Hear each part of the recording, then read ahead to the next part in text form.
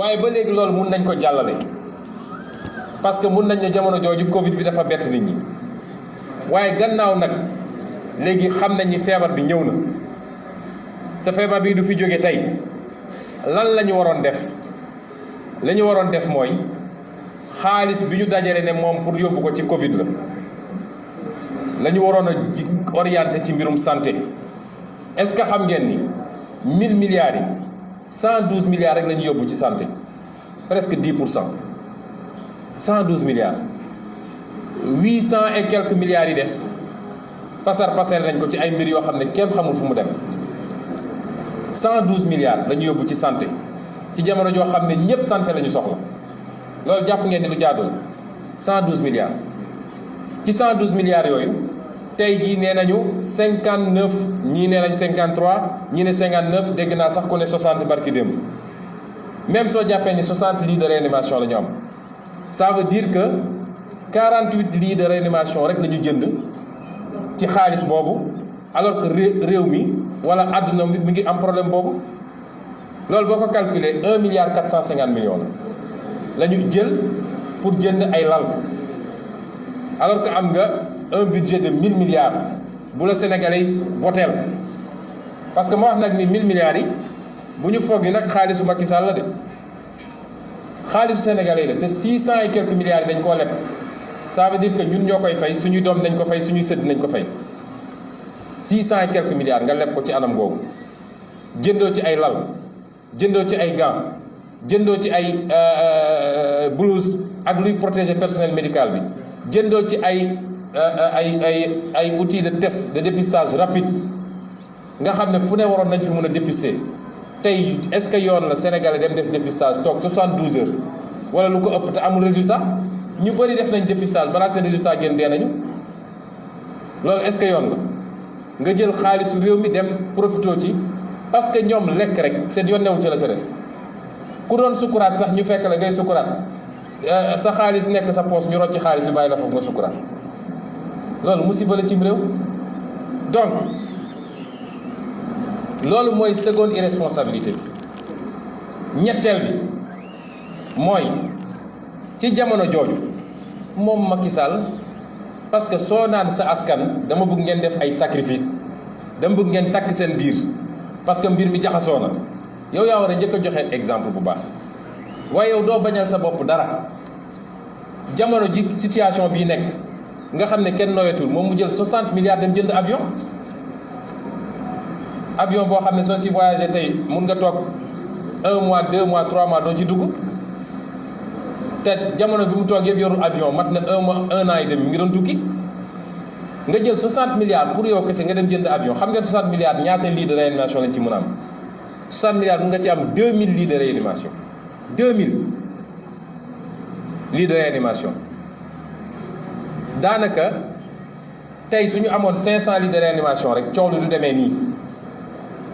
parce que ku am problème bi rek mun nga am tout de suite prise en charge ku ci am cas grave rek mun nga ko am 500 lits de réanimation rek suñu ko amoon nga ne tey 59 lits de réanimation la ñu am 40 yaa ngi Dakar 19 yi ci des dañu séddale ci dëkk ci kii bi tey ci bëri ce n'est pas opérationnel ça c'est un crime contre le peuple sénégalais li ñuy def c'est un crime non assistance à un peuple en danger exposition d'un peuple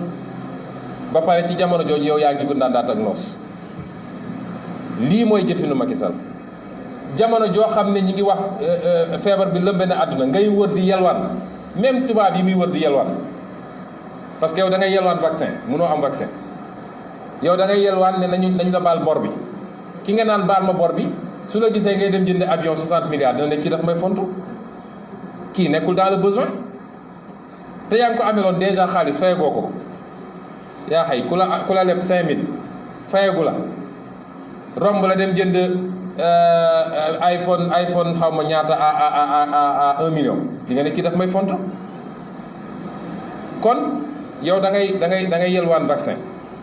da ngay yelwaan nañ la baal bor bi yaa ngi chaque jour ce discours mooy solidarité internationale pour le financement des économies africaines sa xam-xam mun laa may nga ut des solutions endogènes pour financer ton économie lépp da nga koy yelwaan ba pare doo bañal sa bopp dara ci dépense de procédure parce que jënd na avion cool ne gaañu wàcc pareeguñu ñu ne jënd na bateau de plaisance mooy gaalu noflaay du gaal bu ñuy jël di dem nappi wala yooyu waaye gaal goo xam ne su sonnee ba sonn daal dugg ci ñu dawal wër gore mu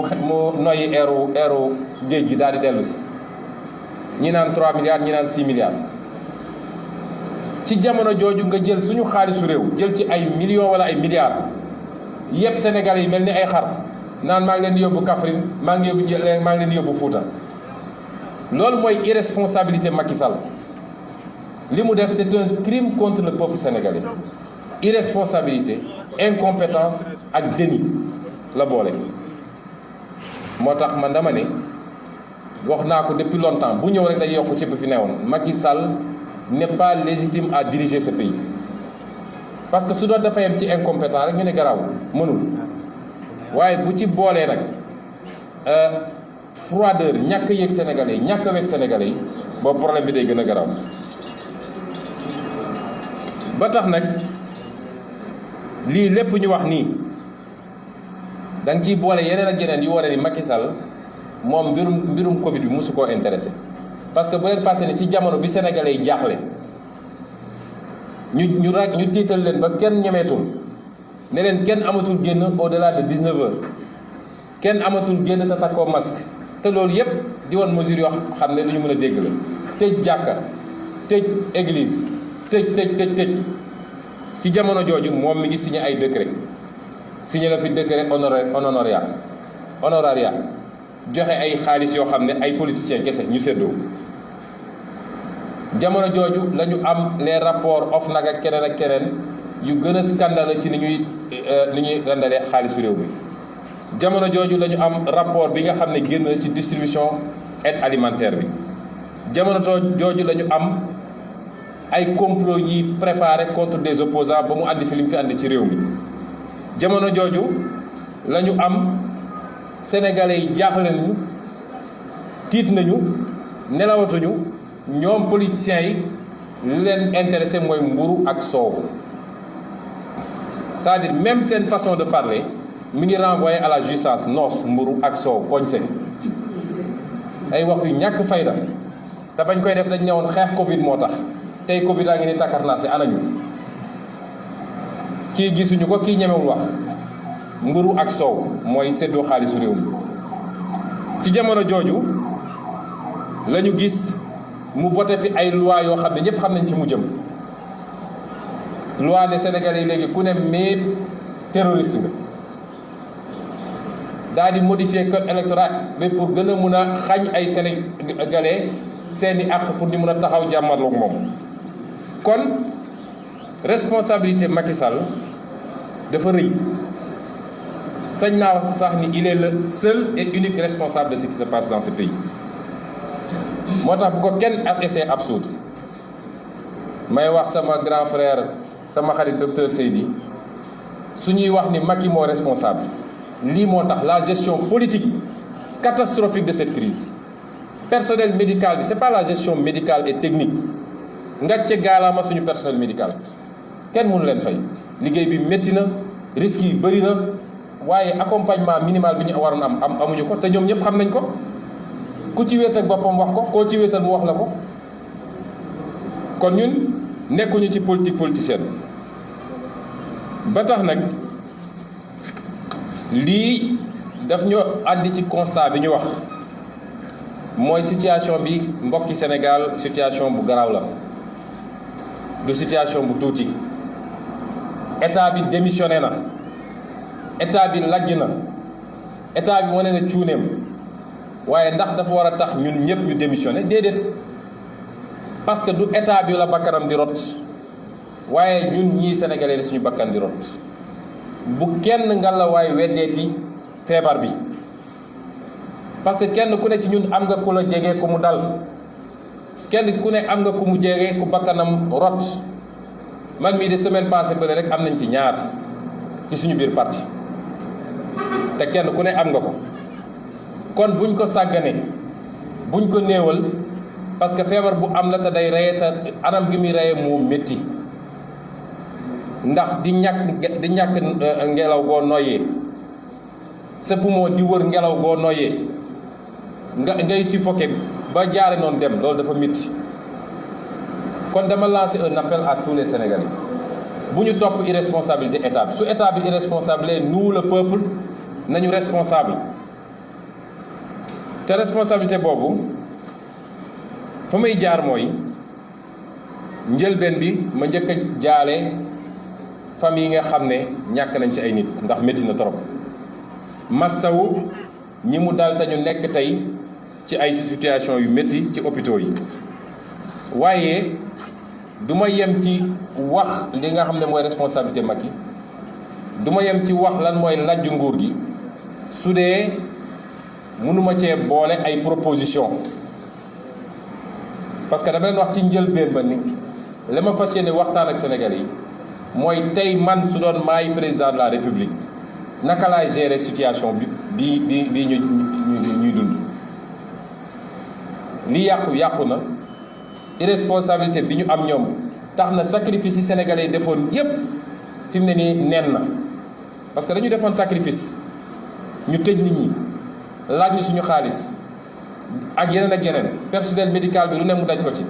ba ñu dem ba doon am ay 1 cas 0 cas yu demee noonu loolu yëpp tey nañu jàpp ni nërmelu na.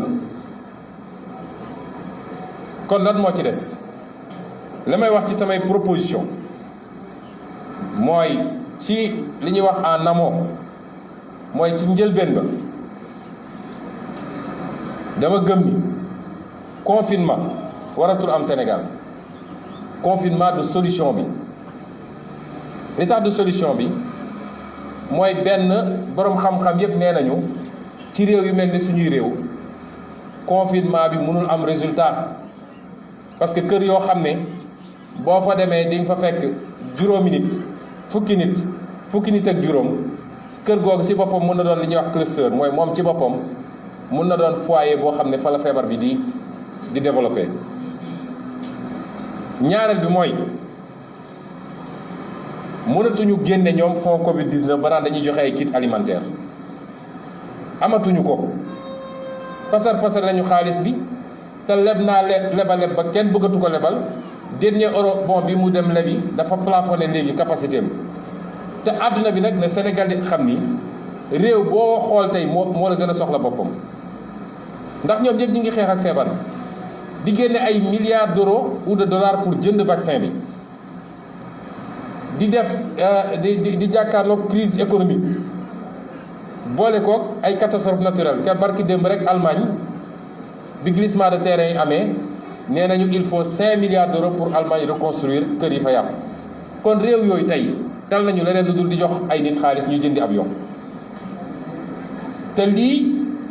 bokk na ci jàngat yi ñu ci war a am mooy lajj gi ñu lajj ci wàllu économie parce que ci wàllu économie soo mënul créer li ñuy wax économie endogène mooy fexe ba li ëpp ci li ngay soxla nga produire ko sa réew su choc exogène ñëwee mooy su problème amee ci àdduna comme yow da ngay jéggaani lépp yow yaa koy gën a yëg ñeneen ñi tey Sénégal 80% li ñuy consommé dañ koy jéggaani 63% de notre économie secteur tertiaire la secteur tertiaire du moom mooy supporter choc endogène ay exogène c'est-à-dire secteur tertiaire mooy téléphonie Sonatel Expresso et cetera wala banque yeeg assurance yi wala yu demee noonu loolu du mooy supporter choc exogène nga am mbay mu dëgër am càmm gu dëgër am napp bu dëgër am artisanat bu dëgër am ay industrie yuy transformé loolu moo lay permettre nga supporter choc yooyu te loolu dañ koo lajj Sénégal ba nga xam ne tey yelwaan rek la ñu mën a def. ñetteel bi tax mënuñoo confiné waat nit ñi mooy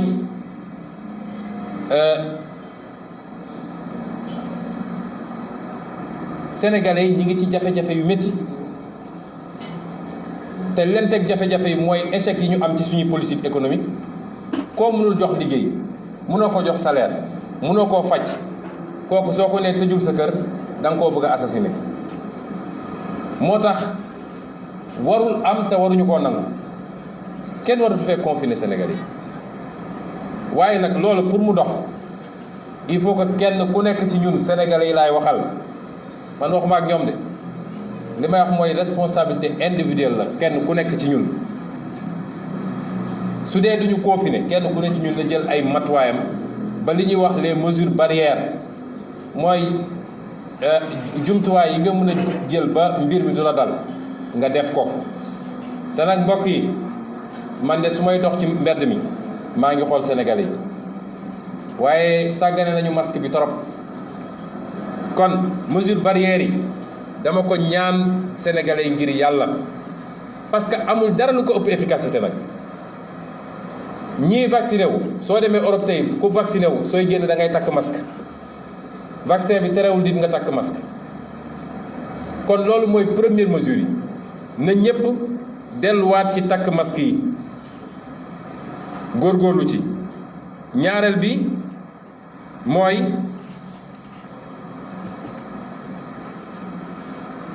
li nga xam ne mooy distance yi ñu war a am suñu diggante nañ ci gën a góorgóorlu it ñetteel bi mooy ndaje bu dul ndaje bu obligatoire nañ ko moytu ndaje bu dul ndaje bu obligatoire nañ ko moytu su ma nee obligatoire mooy ndaje bu dul farata nañ ko moytu farata nag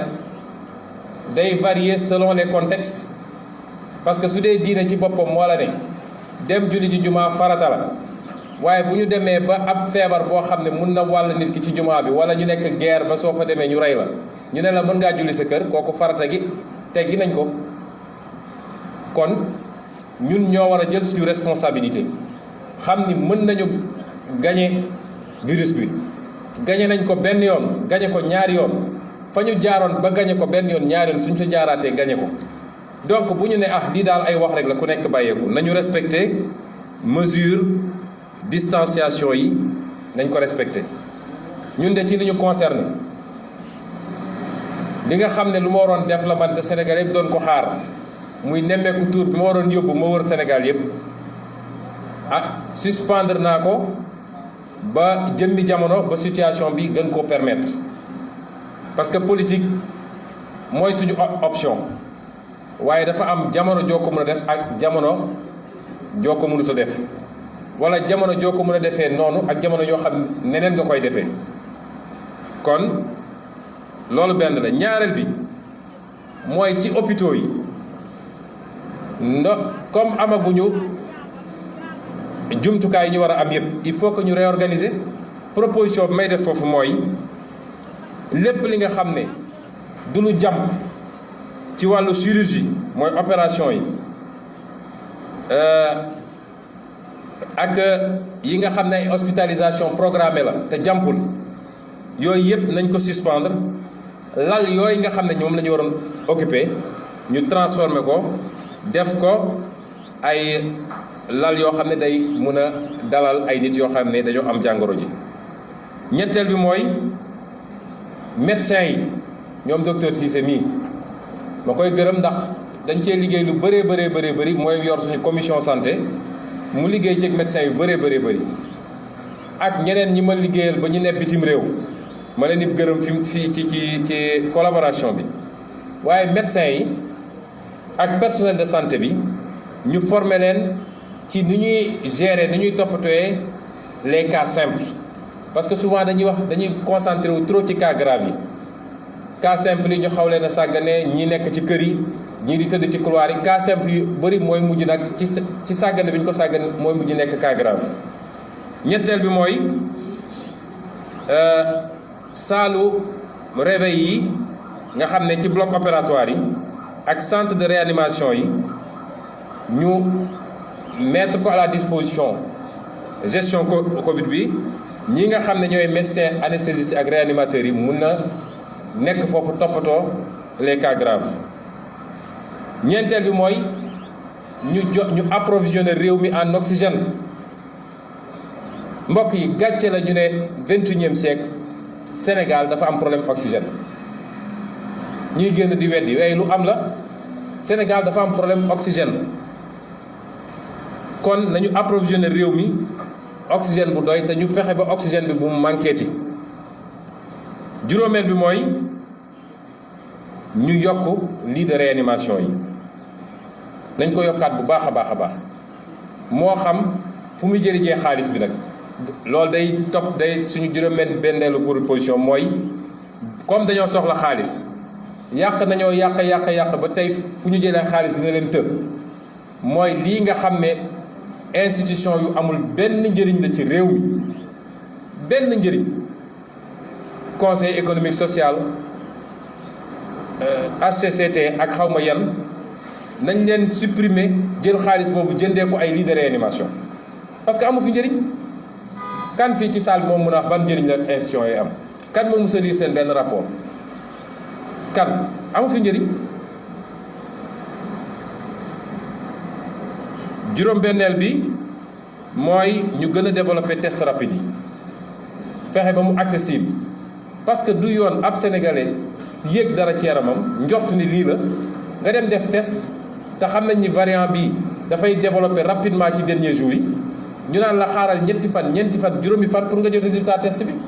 loolu du yoon. ñaareel bi mooy masque yi ñuy takk foo romb ci mbedd mi gis ay masque ma ci interpeller nguur gi il faut ñu teg benn système de collecte et de recyclage de ces masques parce que masques yi li gars yi xamul mooy c'est pas biodégradable mooy du gaaw a yàqu ci suuf si masque boo ci gis il faut 400 ans pour mu dégrader wu moom ak mbuus yee yem parce que matière bi ci nekk la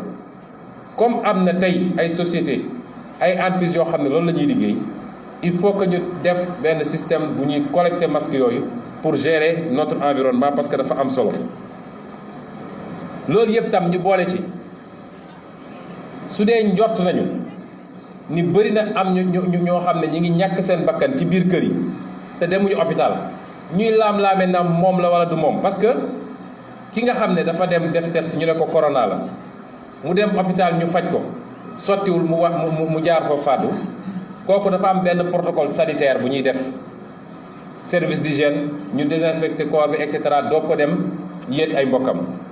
waaye ki dee ci kër ga te xamuñu ndax moom la wala déet te nee nañu virus bi ki nga xam ne ñàkk na bakkanam ba pare ci yaramam la gën a am doole que ki nga xam ne mu ngi dund kon su dee loolu am na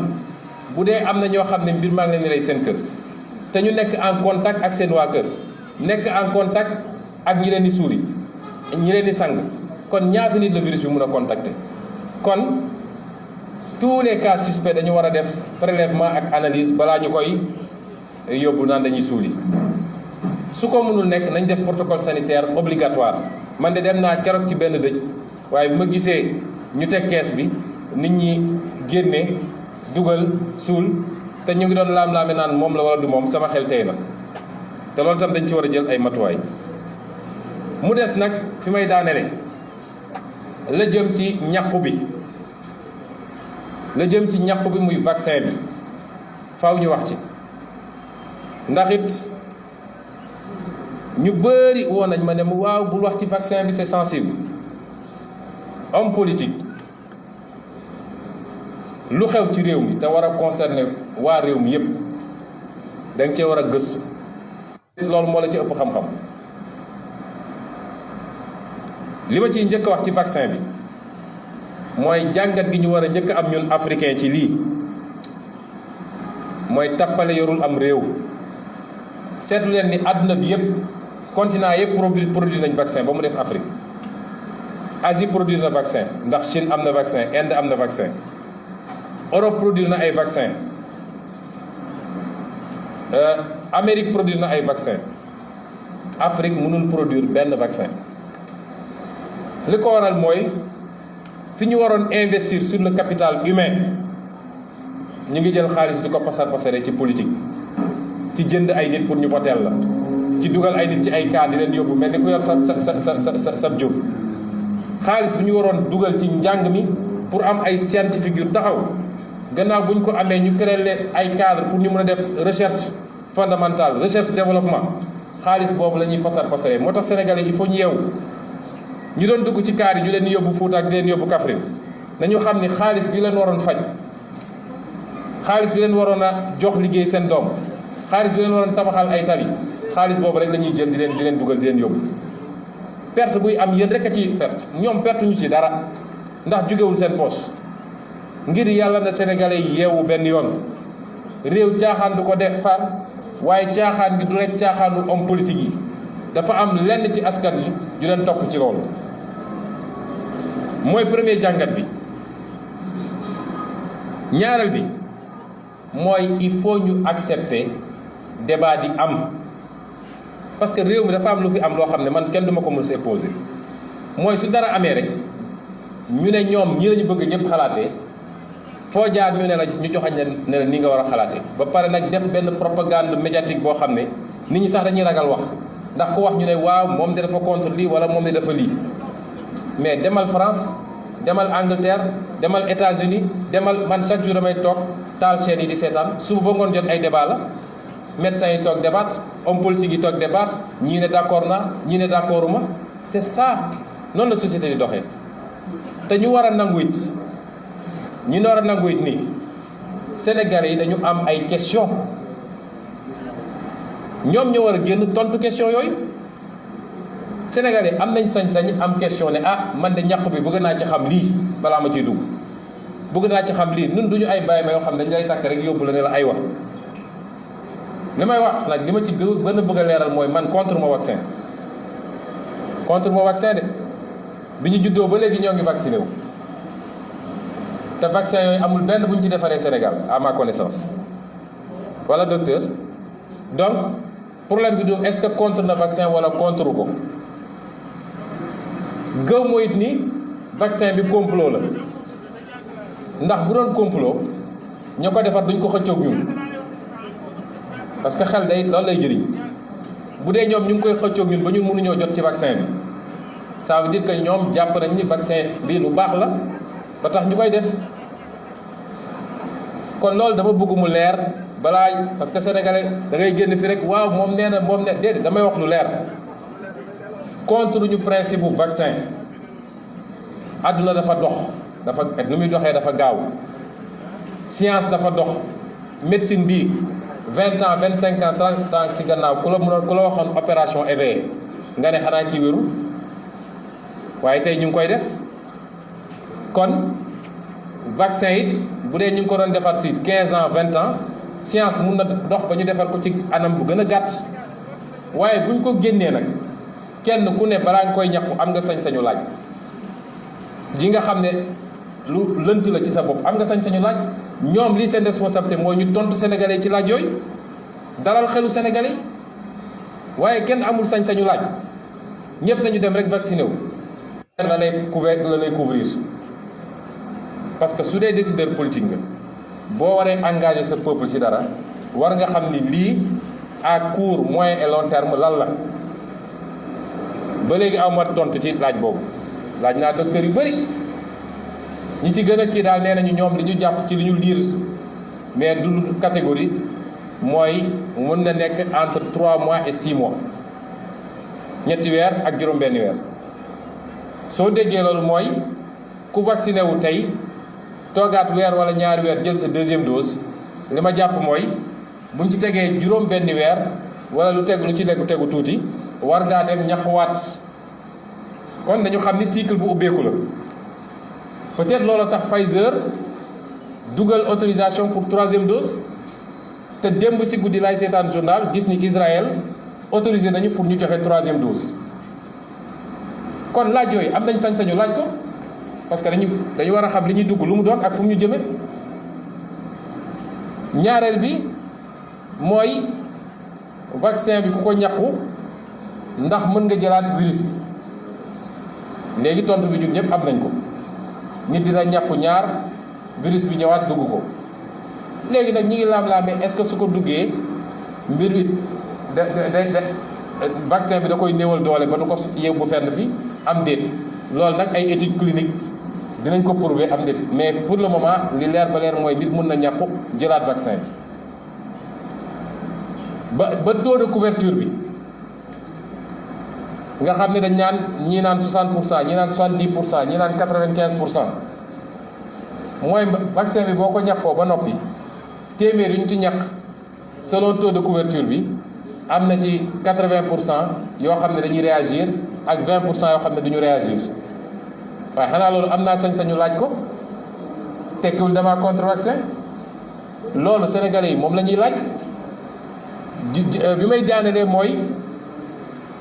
ndax vaccin bi day résister ci variant yu bees yi parce que gis nañ ni affaire bi dafa mel ni moom fi mu ne nii ñu ngi ci 5 variants yu bokkul ñaari mujje mooy delta bi ak lambda bi ñu ne moo nekk Amérique latine xamuñu ndax d'ici quelque temps duñu ne yeneen variant ñëw na gis nañu ay réew yoo xam ne demoon nañu ba vacciner 80% de leur population lu mel ni Seychelles mu jël vaccin chinois bi mais variant indien bi mu ñëwee mu ngi fay def ay ravage parce que étude bi wane na ni variant bi ñu am ñoom vaccin bi ñu vacciné wu variant mënul téye variant indien bi gis nañ ko it Afrique du Sud ñoom dañoo mujj annulé AstraZeneca bi ne adapté wul ak variant Afrique du Sud bi kon yooyu ay question légitime la yoo xam ne Sénégal dañ ko war a laaj te ñag bëgg naa ñoom ñu jàkkaarloog Sénégalais yi tontu wax Sénégalais yi lu leer ci question yi parce que ab peuple boo ko bëggee defloo dara da ngay dalal xelam ba tax ñun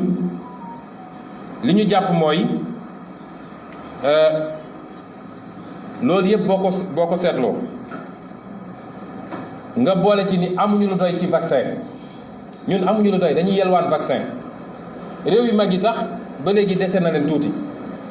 boo seetee statistiques yi nee nañu ba bi may arrêté recherche yi semaine passée nee nañu 865 000 vaccins nit la ñu vacciné 865 000 doses waaye 865 000 doses yooyu 256 000 rek ñoo ci jëloon ñaari doses yi ñeneen yëpp a ngi wër di ut deuxième dose bi mënuñu ko am foo dem ñu ne la jeex na loolu nag li muy moo dem mooy une mauvaise politique de vaccination parce que boo amee 800 000 doses da ngay vacciner 400 000 yi téye 400 000 yi pour deuxième dose doo ko dem uti leneen parce que ça ne sert à rien nga jox nit ñi première dose seen période jeex mënoo leen jox deuxième dose je préfère vacciner complètement 1% de ma population plutôt que de vacciner partiellement 2% de la population mais loolu c'est élémentaire ñun est-ce que am nañu politique de santé dans ce pays sur 800 000 cas il n'y a que 250 000 yu jot seen deuxième dose et comme la politique est désordonnée tantôt Sinovac bi la tantôt AstraZeneca yooyu amatul ci réew mi après ñu andi la Johnson & Johnson suba ñu andi la Pfizer donc ñi jëloon AstraZeneca mënuñu jël deuxième rappel Pfizer wala docteur donc comme yooyu yëpp am na fi ñun li ñu jàpp mooy ñun waruñoo toppandoo ñeneen ñi seen politique vaccinale parce que feebar bi ni mu présenté wu fi bokkul ak ñoom waaye ñoom doole gi ñu am amuñu ko moo tax ñaar yi dinaa ko wax parce que waruñoo forcer nit ñi vaccin bi waruñu forcer benn sénégalais vaccin bi nit ñi forcer vaccin bi nag ñaari anam la